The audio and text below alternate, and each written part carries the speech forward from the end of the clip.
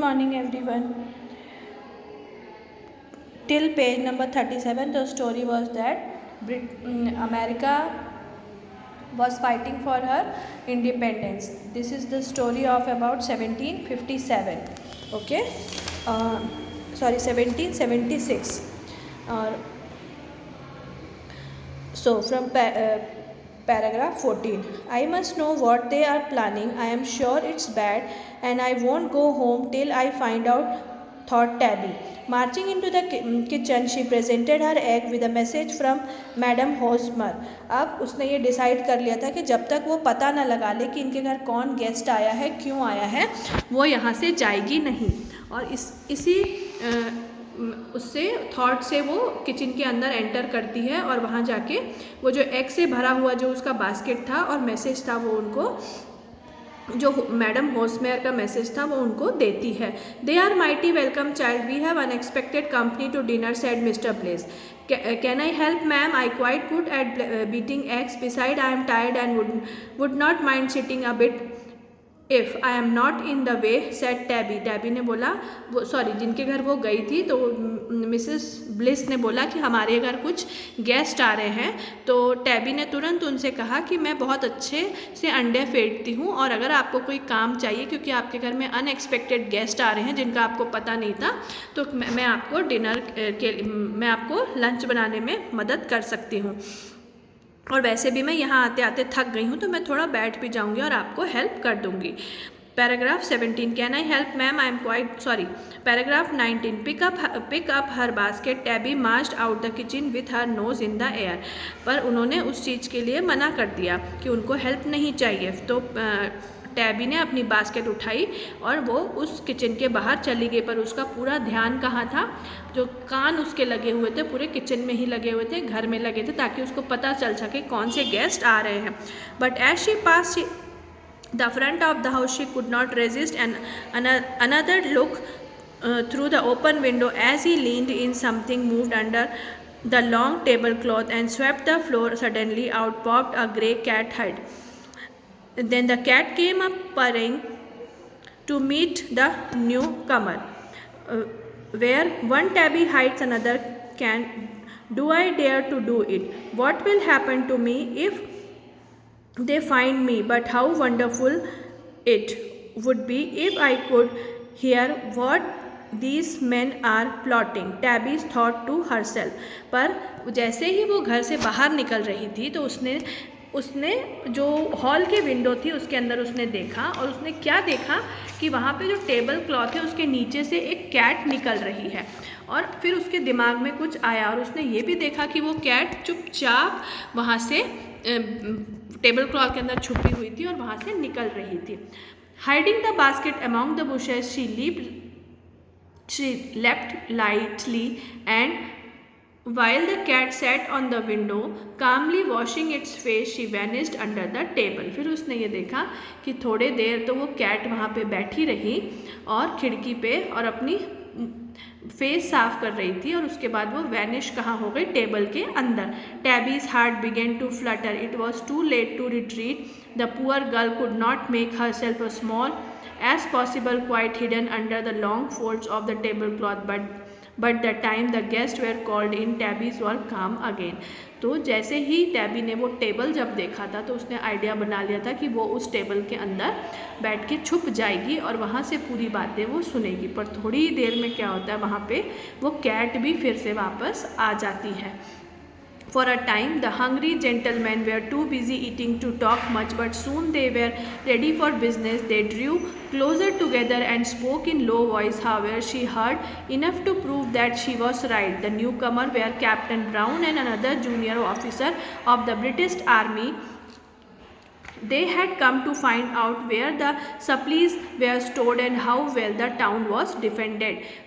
Tabby का जो सोचना था वो बिल्कुल सही था. जो दो जेंटलमैन आए थे वो ब्रिटिश आर्मी के थे और वो मिस्टर ब्लिस से यही सब बातें करने के लिए आए थे कि उनके जो शहर में कहाँ कहाँ जो सिक्योरिटी के क्या क्या इंतज़ाम किए गए हैं और कहाँ कहाँ उनके गोला बारूद वगैरह छुपाए गए हैं और कैसे कैसे डिफेंडेंट, मतलब उनके पास और क्या क्या तरीका है हम बचने के लिए. Those people won't fight will they asked Captain Brown, of course they will fight you to the death, answer Mister Bliss. उन्होंने सोचा कि गांव के लोग हैं, छोटा सा गांव है, उनके पास ज़्यादा कुछ संसाधन नहीं होंगे, मतलब वॉर में लड़ने के लिए जो इक्विपमेंट्स होते हैं उनके पास नहीं होंगे, तो उनको ऐसा लग रहा था कि ये लड़ेंगे नहीं। तो पर मिस्टर ब्लिस ने उनको बोला नहीं, आप बिल्कुल भी ऐसा मत सोचिए, वो अपनी मरते दम तक मतलब लड़ेंगे वो अपने इंडिपेंडेंस के लिए। The captain saw he gave a stamp that brought his heavy heel down on Tabby's hand as she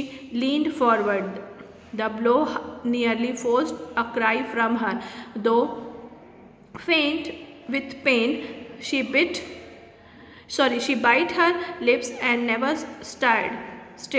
When she could listen again, Mr. Bliss was telling the visitor all they knew about the hiding places of the gunpowder cannons and other things the enemy wished to seize and destroy. अब जो उनकी बातें चल रही थी, तो उन्होंने जैसे ही ऐसा सुना तो ज़ोर से अपने पैरों को पटका गुस्से में, क्योंकि वो तो सोच रहे थे ये लोग लड़ ही नहीं पाएंगे।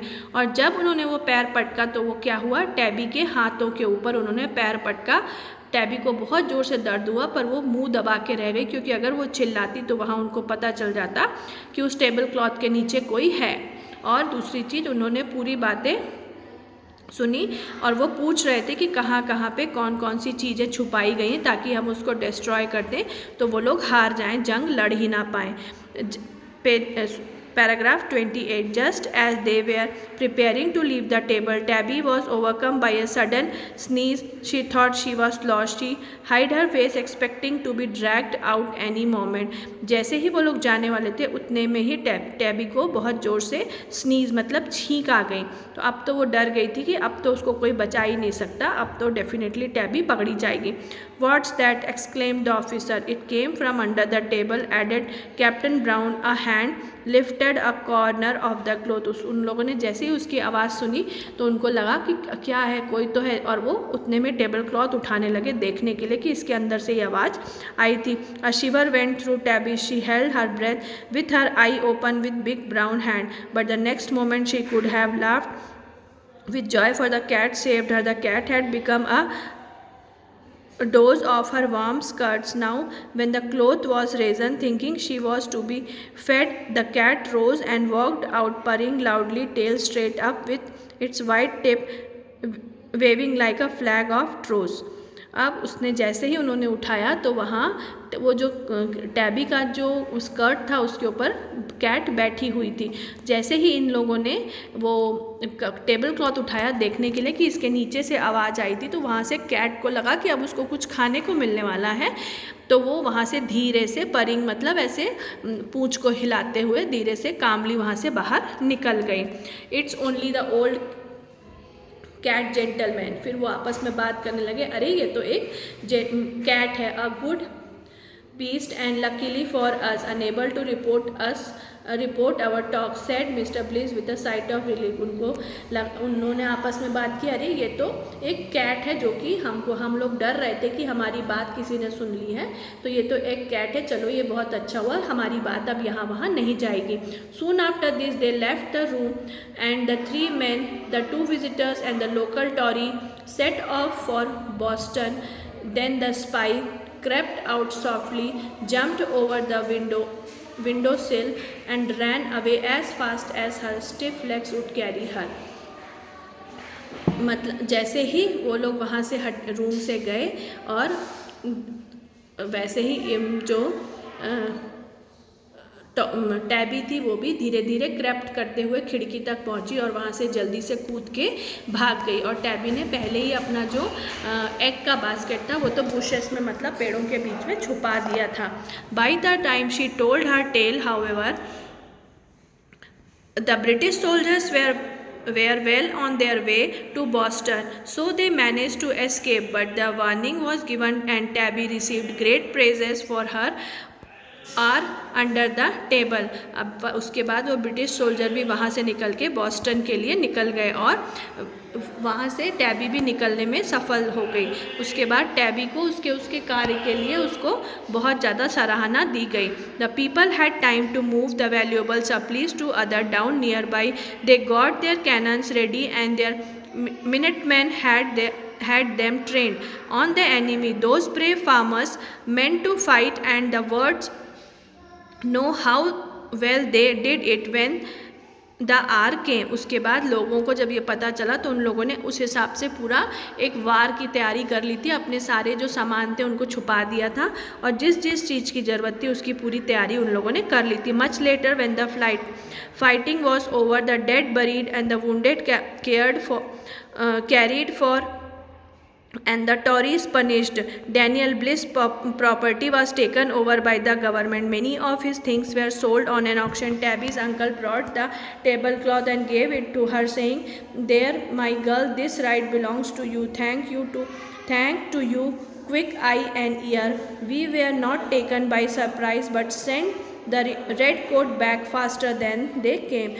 फिर उसके बाद जब युद्ध हुआ और ये लोग जीत गए तो जो टॉरीज थे उनको पनिशमेंट दिया गया, मतलब जो जासूस थे.